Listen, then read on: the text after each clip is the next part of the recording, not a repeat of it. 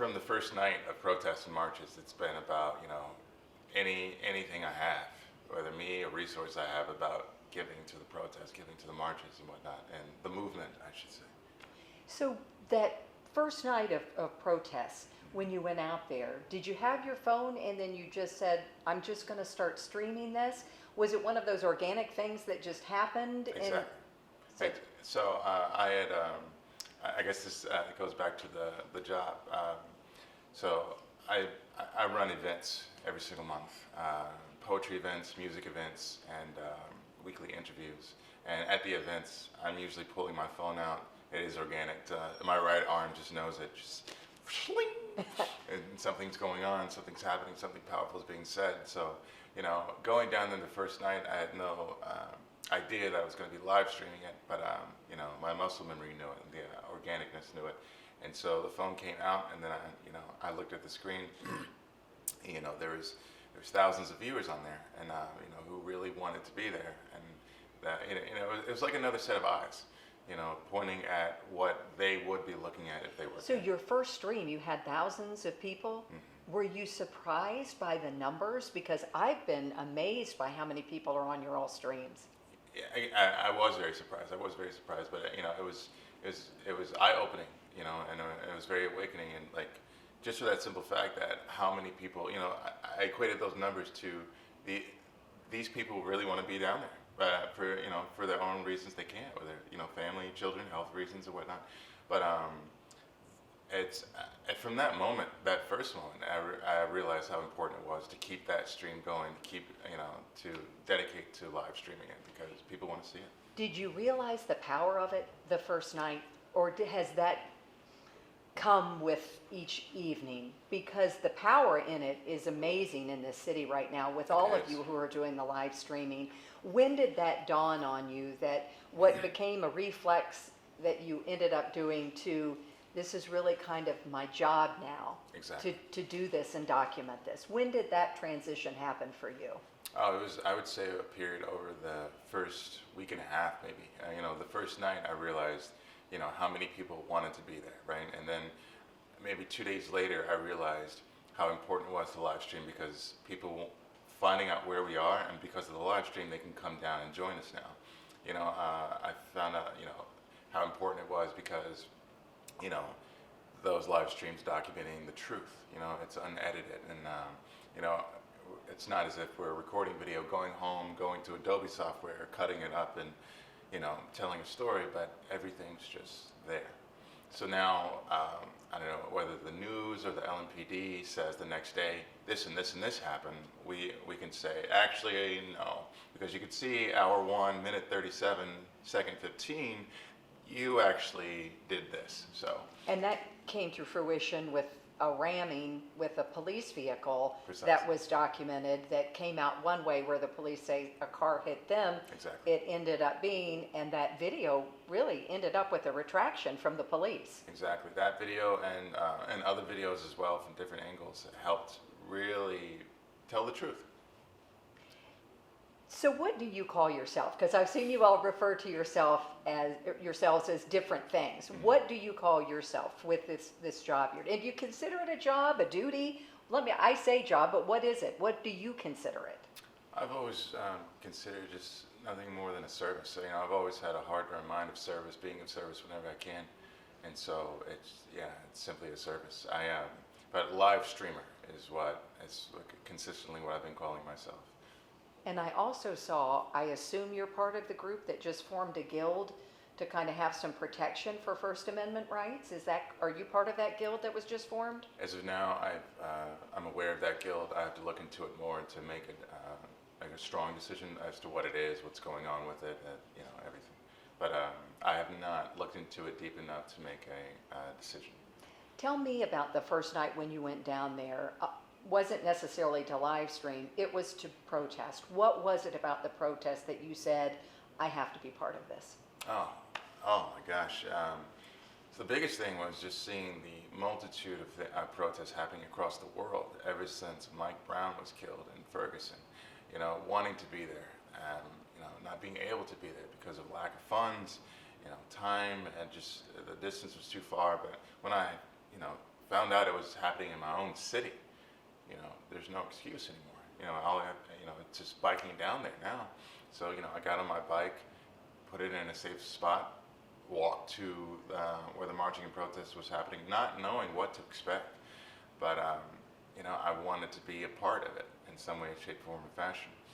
And, I stood there next to strangers, seeing familiar faces, and, we were greeted by an alarming presence of police. And, there's a certain phrase I've grown accustomed to, this is an unlawful assembly.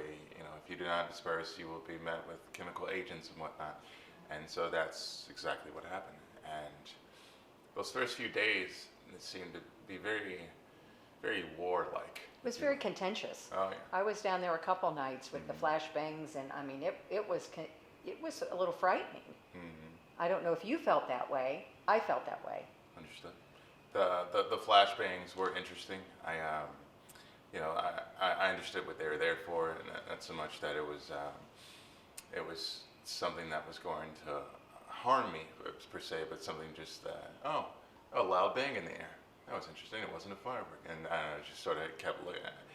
I always wondered what they used that for specifically. Was it to scare everyone and get them to run away, or was it to say, "Hey, something bigger is about to happen. Get ready"? I don't know, but yeah. So let me ask you, because this is your hometown, grew up here. Yes. Your thoughts about the protests and everything that's happened, or happening and still unfolding, disheartening? Are you hopeful by what you've seen? Are you disheartened by some of it? Where are you in the spectrum of emotions with things? So, as far as that, I am very hopeful, because I'm seeing with my own eyes that things are happening in different areas to lead toward change and lead toward justice, and know that the people I've grown to know and meet are not going to back down. There's a consistency there that is, not going anywhere, right? And it's not going to stop until justice is sought, and I feel overjoyed to be a part of it. I do, because I know that I as well am there for the consistency of it. As I said in the beginning, anything and everything that I can do to help to be a part of it, with my skills and resources, her skills and resources, his skills and resources, and so on and so on and so on. We're going to keep going. We're going to keep marching. We're going to keep protesting. We're going to keep interviewing. We're going to keep digging. We're going to keep fighting for justice. And you all have such a camaraderie, it seems. I can't keep count of how many live streamers there are, 5, 6, 7, I don't know, with that. Are these people that you just come to know through this? Because I saw you come upon Jason last night. Hey man, how you doing? I mean, is there camaraderie? And, Yes. And what has that turned into with you all out there doing the same thing? Yeah, that's been a beautiful thing. And there's a couple faces of live streamers that I've known for quite some time because, as I said before COVID, I've been involved in the art scene, hosting events, running interviews, and I've met them through there and working in radio. Antonio Teammate Taylor being one of them, Shay Woolfolk being another, and Tara Bassett I've always known of, but really being able to, grow a stronger bond through these protests and marches.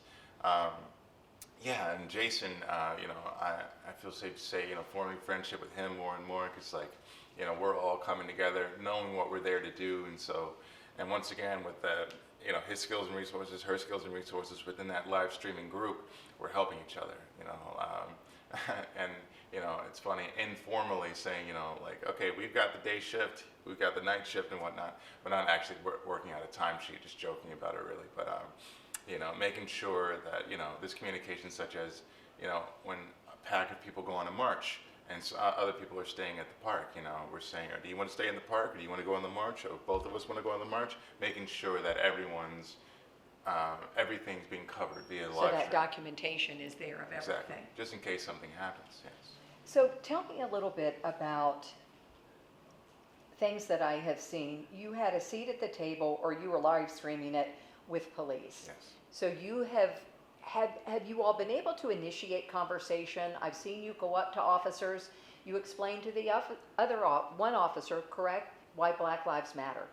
Yes. How did that conversation come about? And describe it to people who may not know about this encounter. I see. And so there was a night where what I've been calling the series of Take Back Jefferson Square Park, right? And police block off a series of areas: Jefferson and 5th, Jefferson and 2nd, 6th Street and Market, and Liberty and 7th, and Liberty and Armory. And so I decided to walk up to a pack of police where there all were already protesters giving questions at that point. And I noticed as I was walking up, and so the conversation was started. And I just thought to myself, these officers down here are getting orders to come down, but they don't know why. They're being told, go to certain block it off. I'll tell you when you're to disperse, but they don't know why. So I was wondering, do they know why we're here? Do they know why we're coming down here saying Black Lives Matter? And I asked that question, and the response was, I guess I shouldn't be shocked, but it was shocking. And one of the officers said, I think all lives matter. And so, when that happened, including myself, you hear a series of, okay, all right. And so that's how that there's a moment to started. educate. Exactly. And that's what I took it upon myself to do. But although I don't think that particular officer was listening at the time, something happened very soon after that was very appreciated. An officer walked up to me, tapped my arm, and said, hey, come here for a second. Actually, you know what? Explain to me, why are you all saying Black Lives Matter? And at that moment, oh, okay, yes, let's talk about this. And give the analogy you gave. And so, there is a series of analogies that I went through. It was like a Rolodex going through my head, but the one I picked was, picture a block of houses. 10, let's go with 10, right? And you see those houses, and you stand there next to those houses, and you say, all these houses matter. I like these houses. These are great houses. And so, okay, there's the houses. And then 3 of them, you walk out there the next day, 3 of them catch on fire. And, you say to yourself, oh my gosh, I have to put these specific houses out and help them because these 3 houses on fire. Or these 3 houses are on fire. And then as you're putting those houses out that are on fire, someone else walks up, or a series of people walk up, or they drive by and they yell, what are you doing? All houses matter. Why are you just focusing on those 3 that are on fire? Don't you know that all houses matter? And then I asked him, wouldn't you feel a little strange? Wouldn't it be a little odd that those people saying all houses matter when you're trying to help these 3 that are in danger? And his response was, okay, I get it. All right. And it was that quickly. It was, he got it. And he understood. And I felt so happy he did. But, it's a shame that, an example like that has to be described in order for people to get why people are saying Black Lives Matter. But you approach the police when you're out there and you ask questions. Yes. Have you ever had any close encounters where you felt a little nervous about doing that? You do not appear to be when you go up to ask these questions of police, because it's been very contentious at times down there. It is. No, I've never been nervous walking up to police officers asking questions, but there's times where the police are very standoffish from receiving questions. There's times where they're very open to receiving questions, but I'm also aware that there's a series of questions where they have to answer because no matter what, at the end of the day, it's important to remember that they work for us. That they're here to be of service to us, and it's answer my question. Right. So you had a seat at the table with police. Do you think it got anywhere with the interim chief with some of the things that you all talked about that one day when you all kind of sat down and had a round table? I do. I think that first meeting was very important. I think it was very important to also have it broadcast for people to see that there is actually conversation happening. The phrase I go to is a good icebreaker, right? And now, I and others within the group are, we're planning for the next meeting to keep that conversation going in the right direction. To find any common ground? Is that the hope? Is like, where can we kind of make an entrance here, an entry point, and maybe have some common ground with police? It goes back to the fact that we're after justice, after change, and that really is the goal. But the specifics of that will come out in the interview, the conversation. Let's talk about the night that it appeared that live streamers were targeted by police. Mm-hmm. you were not arrested that night. You had a close call where you were almost arrested that Yes. night, but many of the live streamers were. Your thoughts on that? Targeted that night? That night and about 2 or 3 other nights after that, that night was very contentious, it was very powerful, very dangerous, very impactful. You could see them hunting. You could see them going after. Because they went by some and went to others, and then that Precisely. would bring up the question as to why. Exactly. And, I believe it was the very next night, Wednesday, after Tuesday, when I saw Jason Downey being arrested right in front of me. Shay Woolfolk being arrested that night. And then the next night, as you said, a WDRB employee was live streaming. And in his live stream, as I watch this, I also think about that at that interview with the first meeting with LMPD, how they said, we are not hunting live streamers. And I wish I could put the video side by side as he was saying that. We are not hunting live streamers. And then in the video from the WDRB employee watching the police go through the crowd and not really pointing, but as if they were pointing, there she is, and they're arresting a member of an organization, Milky Mess TV. And, slamming her down on the ground, hurting her elbow, hurting her chest, hurting everything. And they said it was because she wasn't on the sidewalk or something like that, or? Her charges, I forget what they were specifically, but I know that she was doing exactly the same thing that the WDRB live streamer was, and she was there at the same place the WDRB live streamer was. But she was She arrested. was arrested. And He was not. And, again, if I could put that side by side and then ask them about that, as you watch this, officer or lieutenant or major or colonel, can you really still say that we're not being targeted? And I'm curious what their response would be to that, but only time will tell. So I'm assuming there's no fear of getting arrested for you, because it's a very real thing that could happen, right? Of course, it's something to expect, it's something to plan for, it's something, you go down there and say, this might happen tonight, this might happen tonight, this might happen tonight. And it's where planning comes in. Well, let's talk about that horrible day that Tyler Girth was shot and killed, and you were live streaming as the shooting happened. Yes. When were you aware, I guess, that, oh my gosh, this man has a gun and he is aiming at this crowd and he is shooting into it? Exactly. I mean, that, to me, it would be like, is it a slow motion thing? Because you're looking through a viewfinder. Were you aware immediately of what was happening? So before my live streaming started, there were 2 shots that I heard fired up into the air, and then a crowd running away very quickly in 2 different directions. But I just looked at the center of what they were running away from, and I already had preparing my phone to live stream. But usually I'd write a description on the Facebook as a Facebook post, but there was no time for that. It's time to just go, right? And so I turned the phone on and was zooming in. So while that was happening, again, 2 shots were already fired. But while I was setting up the phone, the shooter was close to Liberty and 6, but he was walking toward Jefferson on 6, and I'm there closer to Jefferson and 6, and there's another gentleman between the 2 of us, and then more people off to the side. And so when I turned the live stream on and zoomed in, he pointed it into the crowd, and I was, keeping it focused on him and getting low at the same time, But while setting up my phone to live stream, I like to pick 3 safe points that I can immediately get to, because obviously a phone's not going to save my life, and at that particular time I wasn't wearing a bulletproof vest. But I found those 3 spots and got low. Thank goodness for squats, because you get low and trying to move around at the same time. But yeah. Do you wear a bulletproof vest? Sometimes yes, but oftentimes no.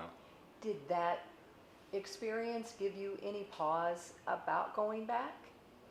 No. No. You said that so quickly. Yeah, it's it goes back to that list of things to expect. This might happen, that might happen, this might happen. There was a moment where. So the plan was when I saw him shooting, and I'm filming it.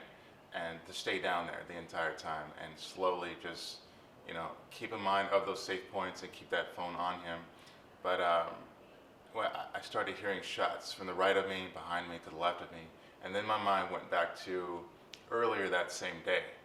There's a group of that were referring to themselves as American freedom fighters, and somehow was able to get into that group and read that they were planning to come back downtown and not be peaceful. So hearing those shots, I didn't know what specifically was going on, and I decided to get out of there, and to a point where I hope was a point of safety, and it turned out to be. But the plan was to stay down there and slowly keep the camera on him to get the entire situation happening, because I was aware of a few things. Number one, the safe points. Number two, the fact that American freedom fighters may be coming back down here and not being peaceful. And number three, the fact that there were other people there in the park with guns, security, if you will. So the situation will be neutralized quickly. But not pause enough to, the cause is that important. Yeah. That keeps you coming back. Of course. That keeps you coming back to that. I wanted to ask you, did you know Tyler? I had never met him. You had never met him. Because I noticed even recently, you go and pay respects at his memorial. Mm-hmm. I don't know if that's something you do each night, but I noticed that I've seen you do it a couple of times. I try to each night. Try to each night. Where do you view your place in history? Are you a catalyst for change? Are you documenting history? Do you see yourself as a part of history with what you're doing? I do. I'm curious if you do. I never thought of myself as a part of history, but my mind just keeps going back to doing anything and everything I can to be a part of, the mass group of people that I see each day who are a part of history. So my mind, it goes to all of us, or as a part of history. Doing as much as I can. I saw Ricky Jones. He had said basically, talking about the live streamers and what they were doing is to hold police accountable. Mm-hmm. That this is real power in doing that. Do you see that as well? Yes. And I'm assuming you're getting a lot of feedback. Yes. On your feeds, everybody mm-hmm. now thinks they know you, right? I look at some of the comments. People are asking you, are you on your bike? Are you in your car? Are you this? Are you that? It's gotten really personal. Do you feel that? Yeah. As I said, the camaraderie growing with the people down there between live streamers also seems to be like camaraderie growing within the viewers, if you will. I feel safe to say, one live streamer has his viewers that he's growing that camaraderie with, and I see comments saying people post a list of live streamers that they watch, but they say, well, she's my favorite and he's my favorite. Well, watch hers, because and it's beautiful stuff. I love it. But why do you think they gravitate to you? What are the comments that you're hearing on gravitating to you when they tune in for you? Well, that's the thing. People go to certain live streamers for different things. Some people say, they like that one live streamer is very chatty. I've read that they like that I'm not very chatty. I try not to talk very much, almost at all, really. But they, I don't know. Why do they come to me?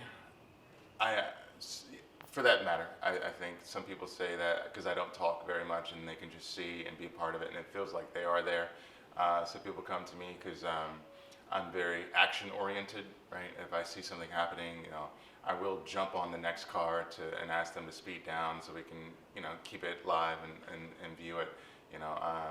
Some people, one person said, I come to you and watch because you like to climb, right?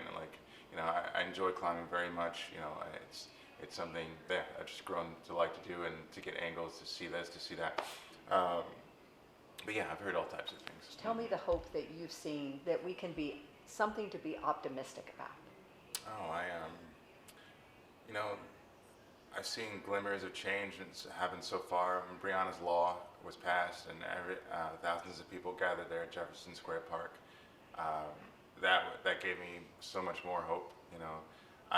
There is definitely hope that there will be an impact into the LMPD the volume of us staying strong and staying consistent, that will have such a strong impact on LMPD to lead to a better change.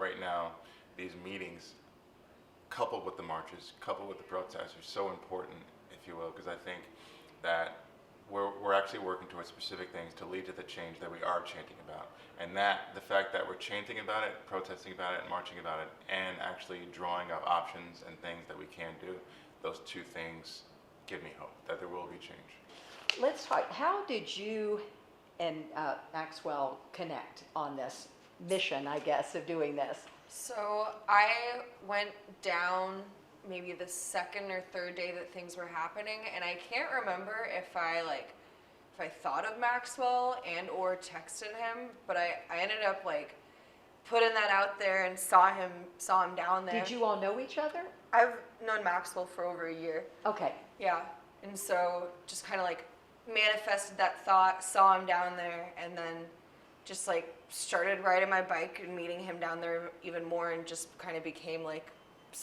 point of contact for me to feel safe going down there, because I'm not big on social media. I don't have a lot of friends, and that I'm the opposite of Maxwell, if you will, in those regards. So it's nice having one person to feel safe and go down and arrive with, and so that's kind of how I started with everything, is that. So do you all work in tandem then? Do you help him as far as with logistics? Explain the relationship there and what you do with helping with that. Well, I bring him food, and I support him in other ways, and then I've also found my own role too, when we go down, when we're protesting and marching around, if I'm on my bike, they sometimes have a bunch of bicyclists go up ahead and start blocking off traffic so that the protesters can come. So that's been kind of my role, or has taken into my role, is supporting Max, and also making sure that the protesters can go down, and we block traffic and kind of see everything before people. And safety. Mm-hmm. Kind of the lookout. Yeah, the lookout. Yeah. And I mean, at times I don't feel safe, but I mean, there's never really been an issue either, So what made you decide that this was something that drew you down, that you had to be part of it? So I have a background in blues dancing and in blues music that started about 8 years ago. And what I've learned from that is you also learn about the culture and about appreciation. And when you learn about where a lot of our music has come from and the roots, and you learn about the stories behind everything, it actually naturally teaches you the history of America. And it's been a huge passion of mine for a very long time. And because of this movement and how prominent it is, it's really just kind of opened up this whole passion that I've had, and it's allowing me to just express it in different ways. So what are you hoping? What is your hope? Because I was asking him as well, your hope, and what hope you've seen that this will lead to change. Are you feeling that this is the time finally that we're going to see at least some change? Yeah, I'm hopeful, and I think it's important to remember that people want change overnight. And a lot of what's gonna have to happen is it's gonna we're not gonna see the fruit of our labor until more few years from now, because it's there's just a lot of really deep-rooted problems, and I'm confident that things are definitely gonna change. Breonna's law is passed. There's things that we're doing to help facilitate that. There's gonna have to be a lot of conversations more to happen for justice to be served appropriately. But you're part of that groundwork and foundation. And do you feel that when you're out there? I do when I reflect on it. When I'm down there, it's just it feels right and in the moment, and I'm there to learn, and I'm there to take in, and I'm there to, speak out if I see something, and, What would you say to people who haven't come down to the protest? What would you like people to know, since you've been there night after night after night? If there's something you could say to people who might be an audience that hasn't been down there, because many of who will watch this video haven't been down there, what would you like them to know? I would like them to know how powerful it can be. You know, like I remember the first night that I started marching and protesting with everybody, I actually like started like crying. Like I couldn't even like say any of the chants out loud because of just like we're all we're all doing this in solidarity because we have this vision for justice, and it's really beautiful if you have any compassion and empathy to be a part of that energy. You know, it's like going to a basketball game, all the people are there, they're like hyped up, you know, it's like that similar like energy except directed even towards something even more important, you know. And is this your hometown as well? I've been living here for 11 years, so it's my adult hometown. Okay, very good. And what is your hope for Louisville? I hope for Louisville Mhm. to be a better place than it was and has been, you know? Like, Louisville needs black people to be free. Louisville needs the good that resides to just bleed out, you know? As does everybody.